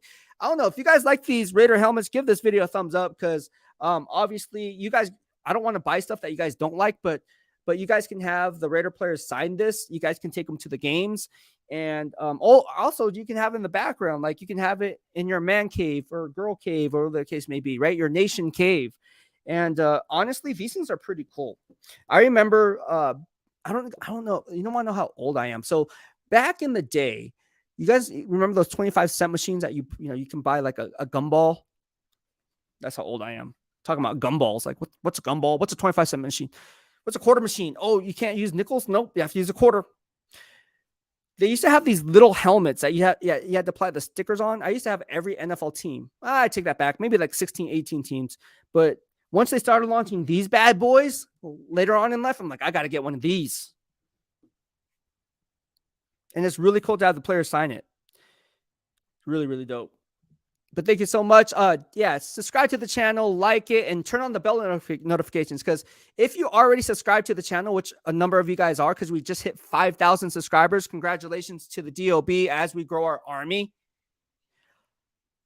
Turn on the bell notifications so you get notified when I do go live or when I post a video up, right? Because I've been told that even though you subscribe to the channel, sometimes you won't get the notification. So you have to go on your iPhone or you have to go on your Droid and actually turn on the bell notifications, which will direct you to the settings to turn, just like any other platform that you're on, Facebook, Twitter, Instagram, right? Every time you get a notification from your friend or a DM or something, it shows up on, right? Same thing applies, right? On YouTube. So for everyone that subscribes to the channel, I need to tell everyone to turn on the bell notifications on all. Like, turn on all the bell notifications so you guys get notified when I go live and update content. Raul Suarez says, Beast, what do you think Raiders drafting Derek Hall Auburn is? I haven't done research on him. I got to do research on him now. I'll get back to you on that. I could lie and be like, oh yeah, this guy's really good, or this guy, I'm not going to say that because I have to run the grades. And that's going to take time. I'm not gonna sit here and lie to you and blow smoke up your butt and be like, oh yeah. You see it all the time. It's like, okay, like who? We have a Facebook user, and I don't know who this is, but it is obviously somebody. He says, still do support you, brother. Keep up the hard work. So this is obviously a Niner fan. Thank you so much, man. I appreciate it. Although I don't know who you are. Let me see if I can go back to the Facebook groups and pages and figure out who you are. So I can do that. It's going to take some time, but I'm pretty sure I can find out who you are. All about them good vibes only. All right, let's see if I can figure out who it is.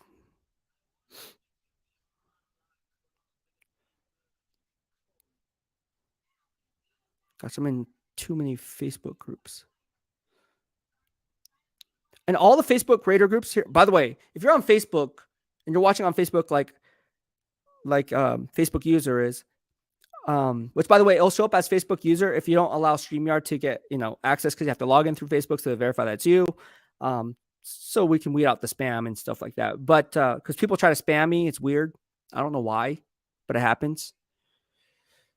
But yeah, all the Facebook groups, all the Raiders Facebook groups is either Raider Nation, RN for life, Raider Nation for life. You have Las Vegas Raiders. There's like 4 Las Vegas Raiders. I get confused which is which. We have Raider Nation 808, which is really cool, by Tori. She does a really good job at that. There's a lot. What other ones are there that I'm in? There's like 13 groups that I'm a part of.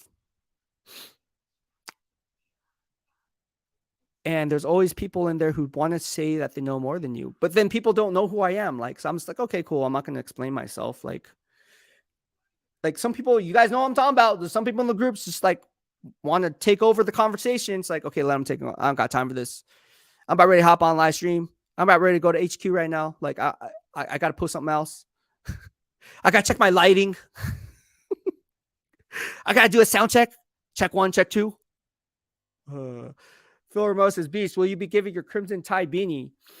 Oh, I love this beanie. You know what? To be honest with you, I don't think they make this beanie anymore. My girlfriend got me this beanie. I don't think they make these anymore. Which, by the way, it's crazy to have a girlfriend, huh? If I only get 4 hours of sleep, and then like, it's crazy. No time for her. I told her, I was like, it's draft season. I'm sorry. And they said, you said that during the season. I said, you're right. You can leave me. It's okay. It's okay. You can leave me. It's good. We're good. But inside, I'll probably be like crying. No, but honestly, like, in order to do what I do, man, it takes a lot of sacrifice, man. Like for whoever I date, it does, because I'm all grind. And anybody who I date, they already know that. Exes who are watching, they know. Like, can you just take a break? Can you just get off your phone? We'll be eating a nice dinner. I'm like cutting my steak, and in the middle of cutting my medium rare steak, I get a text message. Oh, I got to talk to you. Can you get off your phone for like 5 minutes? I'm like, okay, 5. So I put on the timer, 5. Okay, here we go. I'm joking, but it's crazy. It's crazy. But no, I don't think I'll be giving away now. If there's a demand there for my Crimson Tide beanie, maybe I can get it, and maybe I can get it in scripted with like BEASTwriter on it, or your name on it. That'd be kind of cool, huh? You guys probably won't want BEASTwriter on it, or maybe you would. I do sign autographs on game days, just like I did with the Niners. I do meet and greets when I did with the Niners. I'm bringing that back. The meet and greets are coming back, guys. I did it with the Niners. It was a big hit. To be honest with you, I was like, man, ain't nobody going to come to my meet and greet. But because I bodybuild, if you guys don't know, I'm part of Evogen, obviously, right? So I'm an Evogen athlete, and obviously I'm known for my bodybuilding gains because I compete, and met a lot of you guys at EOS, right? At EOS off St. Rose Parkway. A lot of you kids follow me, and it has nothing to do with the NFL. Although you guys have, my guy likes the Packers. One of my friends likes the, that I'm personal training. He likes the Dallas Cowboys. I was like, why do you like the Dallas Cowboys? He's like, oh man, that was the only team that I was on. I was like, oh, but he's not from here, right? He's actually from the El Paso area. So, what about the Texans? Like, oh, Texans. Oh, no one likes the Texans. He's like, oh, it's always been Cowboys. I'm like, oh, It makes sense. I kind of knew that, but I like the Texans. I like the underdog. For me, it's like if I had to choose between Cowboys or Texans, Texans, because they're an underdog and they're in good shape. Don't they have D'Amico Ryans there now? What if they went Will Anderson at 2 and Monty Austin-Fort at 3 was like, damn, they took our guy? Or what if Monty Austin-Fort traded up 1 spot to 2 and then the Texans traded back 1 spot? I'm just saying there's a lot of shake. I'm telling you right now, based on my analytics, there's going to be at least 2 to 3 trades inside the top 10. Mark my words here on April 4th. Let me write that down. 2 to 3 trades inside the top 10. BEASTwriter said that. Okay, but can't scratch that. I don't want to say that. BEASTwriter. I'm going to pass it off as my own. Look, there's going to be 2 to 3 trades inside the top 10 based on the draft position right now. I'm telling you. In fact, I wouldn't be surprised if 2 of those 3 trades came inside the top 7. Oh, let me write that down. Top 7. Okay. Daniel Middleton, that's my guy, Daniel Middleton. And by the way, I'm getting out those stickers to you. The Bay Area stickers are coming out your way. Sit tight, my guy. I got you covered. Thank you so much. Those sticker decals are fire. I know. I also got DOB stickers now too. If you want to support, we got DOB stickers. You see the logo up here in the lower right-hand corner of the screen. We have DOB stickers that we're giving away and also selling. They're die cut, weather resistant, water resistant. They last you like 5 years. How do I know that? Because I've been making them. Look, this right here. Look at decal. Look at that. Dope. Can't go wrong with it. You can't go wrong with the DOB decal sticker. This decal sticker right here, man, it lasted me. Will still last me. Look, if you can't see it, long time.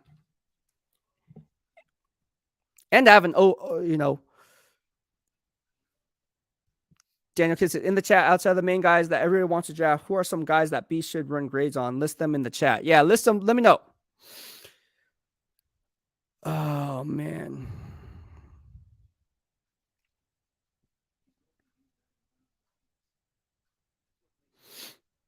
Space guy says, you think Devontae would put up another losing season? Will put up with another losing season. Well, he's under contract, so does he really have a choice?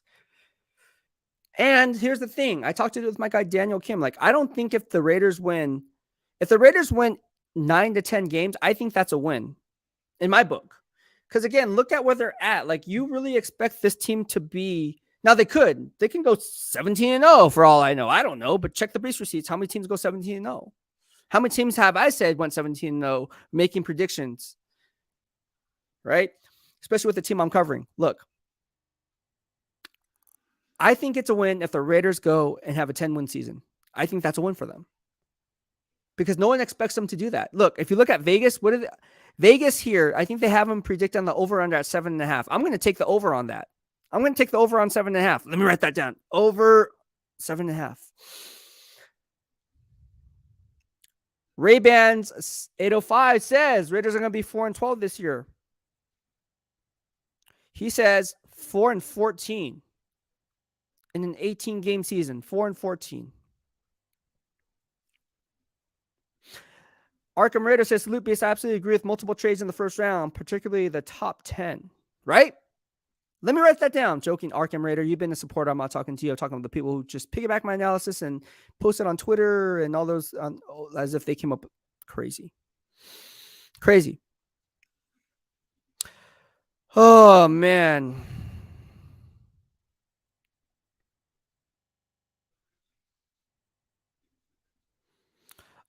Oh, Gold Digger 1849 says I will want some of those too. Daniel Middleton here. Okay, I got you covered, bro. I'll work something out for you. I'll get some of those bad boys for you too, man. Tell you what, man. I actually gotta order more because a lot of my family and friends and people in the DOB want these decal stickers. And you can slap them on your laptop. You can slap them on your hydro flask. You can slap them on your cell phone cases, and just looks really cool. Like the design looks dope. Like you can't argue with the barbell, with the shield, with the 6-point star, with the Aloha vibes in it, and the football emblem at the bottom. Can't go wrong with it. And it's silver and black. Holla back.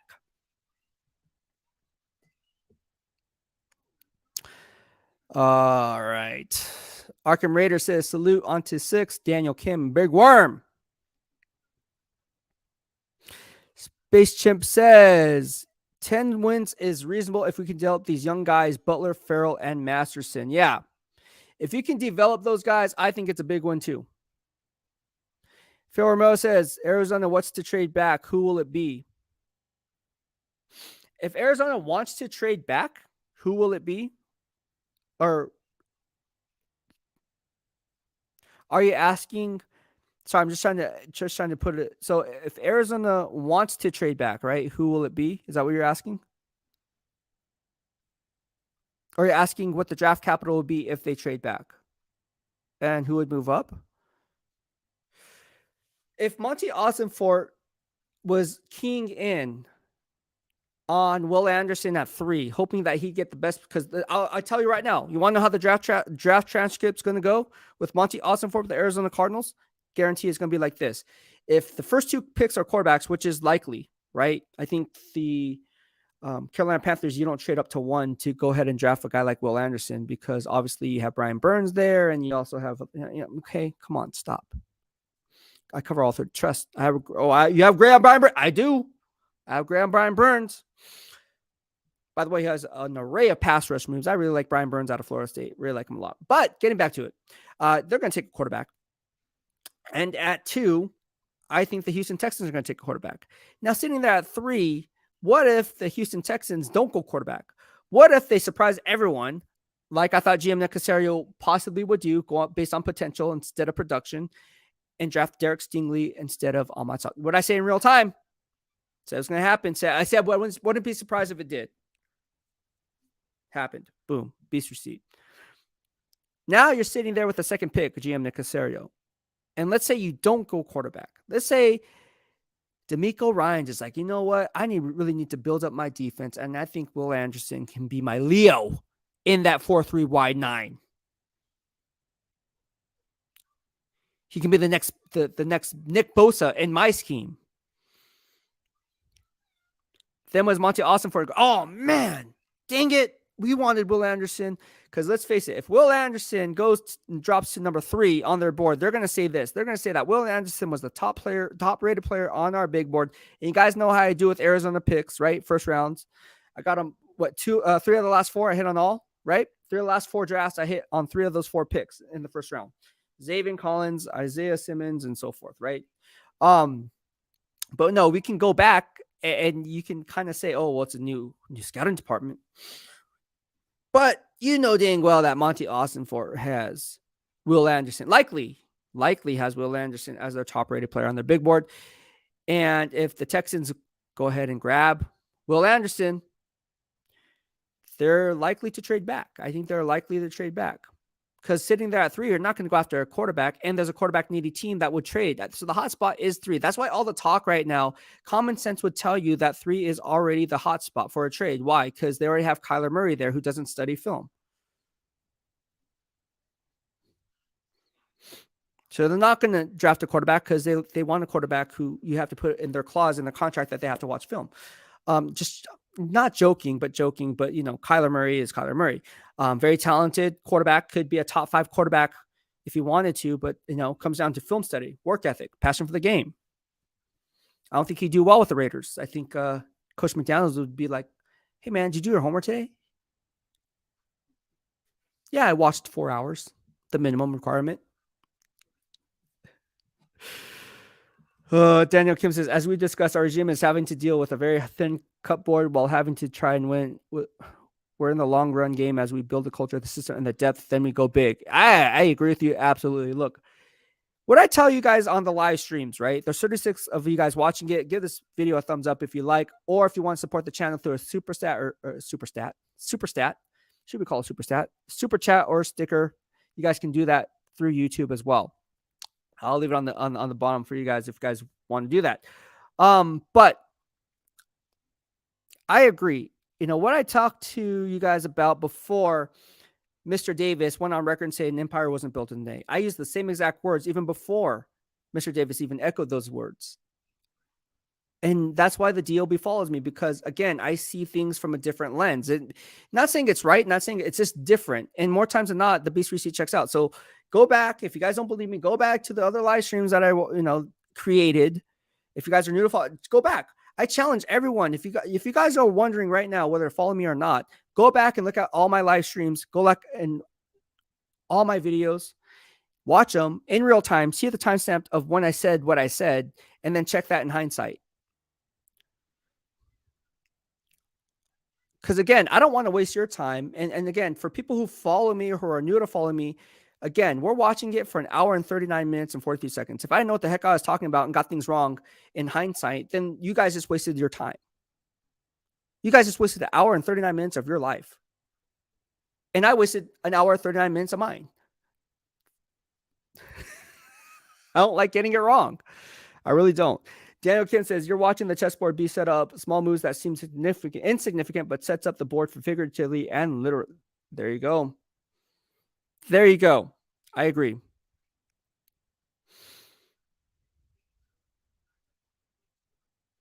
Tian Jiang says, Daniel, 100.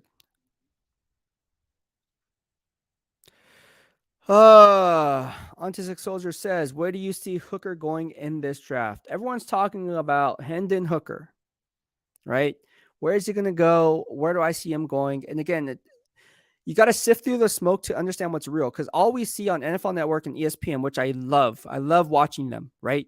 I do it too, right? Like I watch them. You got to be careful about what's being put out there, because sometimes people will say stuff to get leaks out there that aren't really true, right? So like for you, and again, for me, it comes back to the film, right? I like Hendon Hooker. I really do. But he's a little bit older, right? And again, he's coming off a torn ACL. So exactly, those are red flags for me. Not because he's older. I mean, but he's a Brandon Weeden type of, no, obviously he's not a Brandon Weeden. Who, you guys remember Brandon Weeden? Who's Brandon Weeden? Look up Brandon Weeden.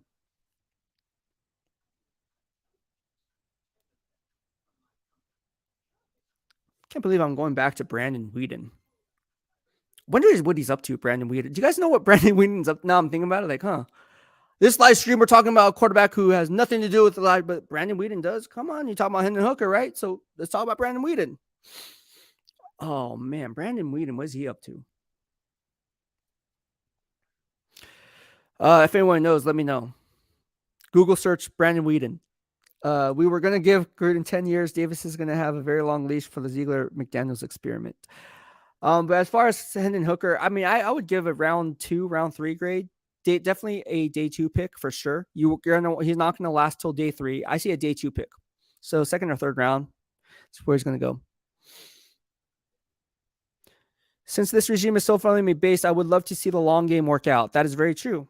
But again, the instant gratification versus long-term gains is what? It's like, okay, you have to have players to run the scheme that you're asking, right? And I think we're seeing that.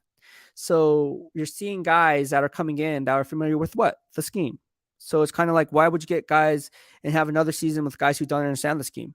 Maybe the guys that they haven't re-signed, or some of the guys, and say all the guys, but some of the guys that they haven't re-signed, maybe it's because they just didn't get the scheme. Like they just didn't get it for whatever the case may be. That's why they're not here anymore. We really don't know what the answer is. But you have to sift through the smoke in order to find out what's real and what's not. Otherwise, I'm wasting your time an hour and 43 minutes into this live stream. Right? Like, how many times have you guys followed somebody, watch all the clickbait? Oh, yeah. What if I made a headline? I guarantee. What if I made a headline is Raiders gonna draft Anthony Richardson? What if that was my headline? You know how many views I would get? You know how many more clicks I would get? And I just hype it up like, oh yeah, they're going after, and maybe they are. But if I really don't believe that, I'm not going to take that angle. But I could make money off it. Sure. I could quadruple my gains right now. Like I could do 5 of those. I could do Hendon Hooker. Oh, Raiders looking at Hendon Hooker hard in the second round. And maybe they are. I don't know. Maybe they are. But what I'm saying is I don't put out clickbait out there just to put out clickbait. Space Chimp says, bro, it's the Raiders. It's almost all clickbait. Oh, not here in the DOB. I guess that's what makes us different, right? Here in the DOB, we are not about clickbait because I don't want to waste your time. I value your time just as much as I value mine, or vice versa. I value my time just as much as I value yours, I should say. I ain't gonna waste your time, man, because there's only so many hours in a day, so I'm not gonna feed you BS, bro. Like, And that's why it's crazy. Like, it just irritates. Like, man, like, what are we doing? What are we doing? That's all. What are we doing? Like, when you watch something and you're watching this at 7:45 on a freaking Taco Tuesday, if everything I said up to this point made no sense, you guys should have been bound. You guys should have been swiping left out of here long time ago. See ya. Salute the other way. Right? But nah, man, like, I ain't gonna waste your time. That's not because then I'll be wasting my time. I just don't, man. And I see it. I try to support other. I'm just like, man, clickbait and a half. And when you go on to the show and you're watching it, you're like, bro, like, not even a show. It could be a show. It could be a radio station. It's just like, what are we doing? What are we doing? What's going on here? I ain't doing that, man. It's all about valued content because time is money and money is time. At least it is for me. We should change our motto. DOB, where there is no clickbait. Let me write that down.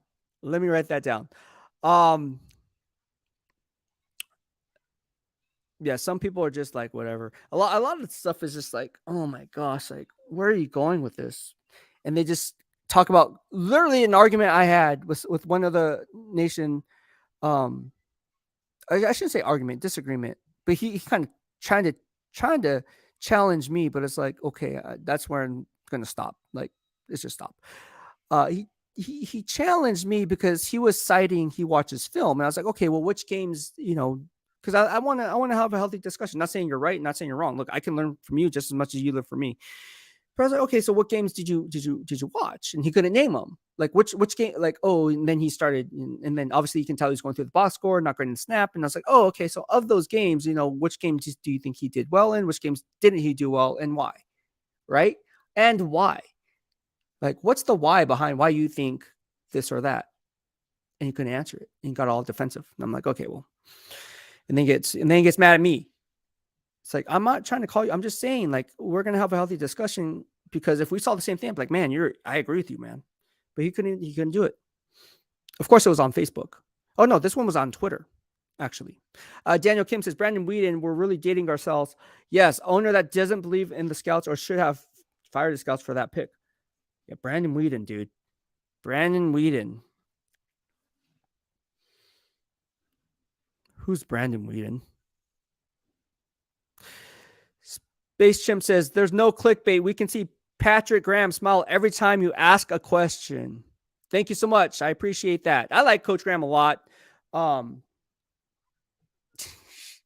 It's funny. It's because, throughout training camp, it's really interesting to get to know the coaching staff, get to know the players. And of course, this being my first year. And so it was really, really humbling when Coach Graham said that, I asked the best questions. Like, he literally went on record and said that in front of everyone. And he said he really liked my questions. And so I thought that was good because, the feedback that he gave was, I asked really good questions, and I'm always, in his words, boom, boom, boom. Like, I'm very methodical, very analytical. And again, the analytics come into play. Like, if you're a 49ers fan, what did I say with the great Eric Wright, right? The great cornerback of the San Francisco 49ers. He called me what? The analytical guy. He's like, you must be an analytical guy, because we were having a debate. Like I said, all good players don't turn out to be all good coaches, and all good players don't turn out to be all good analysts, right? Like, so he was like we were having a debate, and this happened in 2019. Oh no, 2020. I think it was 2020. It was during COVID. And we were talking about, like, the Seahawks and the Niners. And you can guys go back and see that podcast, that 49ers podcast. And he was like, challenged me. He's like, oh yeah, like, it was 2019. And he was like, oh yeah, I don't think the Niners are going to beat the Seattle. And I was like, oh, why? Like, why don't you think that? And he's like, oh, well, Seattle's always good. I was like, well, their defense isn't as strong as in years past. And so we're kind of going back and forth. And so he's like, oh, you must be the analytical guy. I'm like, yep. And then I said, okay. And then he said, okay, let's hop on and see who's right. Right. And then I was like, okay, sure. Like, I'm down for that. Crickets. Didn't want to hop back on because I was right. And I was like, oh, that sucks. On to Six Sources Beast. Both our thoughts on Damon Arnett coming out of Ohio State. Well, if you guys want to see what I had to say in real time on Damon Arnett, go to my Twitter. I said it was the worst pick of the first round, not in hindsight. I said this in real time. Same with Alex Leatherwood. Didn't like that pick either. Said that in real time. So yeah, I mean, Damon Arnett was a guy that I wasn't really high on. I thought it was a waste of a pick, which ultimately turned out to be based on running the grades in real time, not in hindsight. Everyone could say, "Oh yeah, I didn't like that." In real time, or just say that in hindsight? There's a difference there. See, I don't waste your time. I say it in real time. And if I get it wrong, I get it wrong.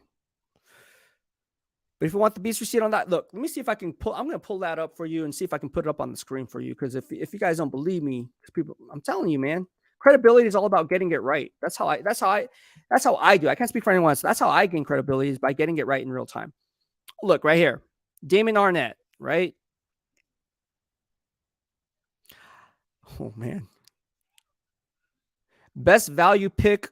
All right, April 24th, dated April 24th, 2020. Let me see if I can. Well, if I screenshot it, you guys wouldn't believe me anyways, would you? Or I can just repost it. Here, I'll do this. How about this? You guys can go ahead and copy paste.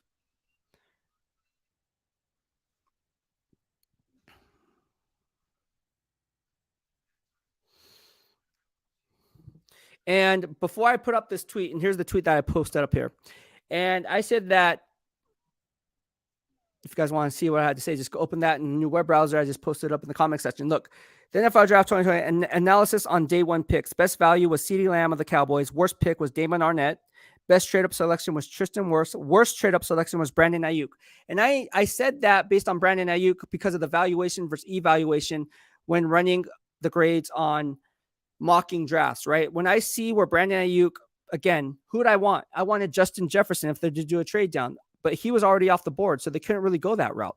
So again, there was I explained here on YouTube why I thought, not because Brandon Ayuk wasn't going to be a good player. I thought he was going to be a tremendous player, but I thought the Niners did not have to trade up for Brandon Ayuk based on the teams that were drafting behind them, based on my analytics, being the analytical guy. But here we are. Thank you so much, Jamie, for the $5 super chat. My guy, appreciate it. He says, appreciate your takes. Thank you so much, man. I appreciate that. And again, wouldn't be here without the DOB in my corner. There's 32 of you guys watching it. We're an hour and 52 minutes into this live stream. Your boy has to eat. I haven't had dinner yet, believe it or not. Actually, I only had one meal in, and I'm going to pass out soon. So I need to eat, right? The funny thing about this is I have to schedule when I eat. Isn't that crazy? Like, I literally have to schedule out when I'm going to eat because I forget. Like, how you forget when you're in the grind and you're like me, like you want to get to that next prospect and, or that next game. You guys know what I'm talking about because you're like, oh, I have a rhythm of anybody who watches who grades film and watches film and coaches. You know what I'm talking about. Once you get in the rhythm of a prospect, you're like, oh, I want to see a little bit more, because I'm kind of getting a rhythm of how this guy is, like what makes this guy tick, right? What makes him go, what he doesn't do so hot, and everything in between. So I'm that guy. It's a bad thing. So I have to schedule when I eat. So I think it's almost 8:00. I think I should eat dinner now, right? Haven't ate since around lunchtime. So yeah. This game is not for the weak. Let's feed the beast. But anyways, thank you everyone for tuning into this live stream. I just want to give a special shout out before I head out onto 600 for the super chats and also for the live streams and likes and comments. Again, if you're watching this on the replay, be sure to go ahead and drop a comment on the post replay of this video, and I will be sure to get back to you. I answer every single question on social media, whether it be Facebook, Instagram, YouTube, you name, and Twitter. And I try to get back to you as much as time allows. Obviously, I can't get back to everyone, but I would say 90% success rate of getting back to you. So I also been getting DMs as well. You guys been sliding my DMs.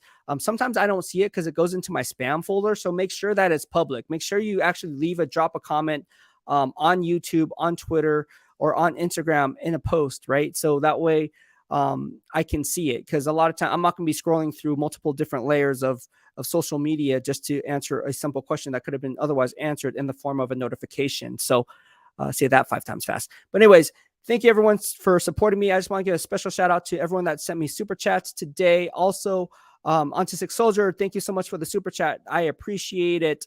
We have Daniel Kim. Thank you so much again for the super chat, man. It means a lot on today's live stream. And thank you for modding the channel. As the DOB grows, we grow as one. I really appreciate that. And it really does mean a lot. So again, thank you so much for that super chat as well. And thank you so much, Jamie, for the super chat. I appreciate you being part of the DOB family. And like I said, spread all the word to all your Raider Nation. Look, we're trying to grow here. My goal is to hit 6,000 subscribers here on YouTube. My goal is to hit 13,000 followers on Twitter, and then also hit 10,000 on Instagram. So again, share the video, share it on all your social media, all my videos, and then again, leave it up to them if they want to follow me or not. But again, I think at the end of the day, it's a different flavor that's going to be brought here because, again, I don't like reporting on recycled news. I like to do things a little bit different. Doesn't make it better, doesn't make it worse. It's just different. Not saying everyone reports on recycled news, obviously, but I'm saying like a lot of stuff that we see here in today's society is regurgitated content, right? And so I try to bring a different element, a different vibe, a different type of feel to the Raider Nation because at the end of the day, it's like, why follow me? Right?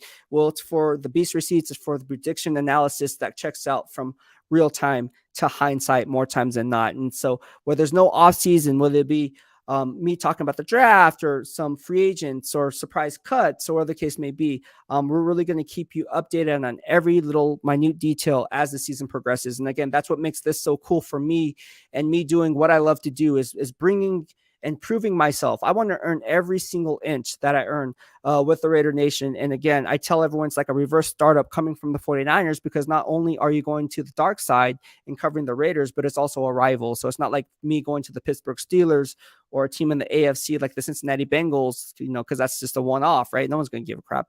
But because it's going strictly from the Niners to the Raiders, people feel some type of way. And again, join the dark side. Dark side vibes here in the DOB is what I'm all about. And I wouldn't want it any other way. So thank you everyone for continuing to support me. I love what I do and I wouldn't be here without you guys in my corner. So with that being said, thank you everyone for the super chats. I'll be coming and hopping back on tomorrow on another Blitz pickup with hopefully a special guest. If not, I'll do this one Han Solo style and we will talk all things silver and black. Thank you so much everyone for tuning in. I had a fun time. I hope you had a fun time. Have a good night. BEASTwriter out.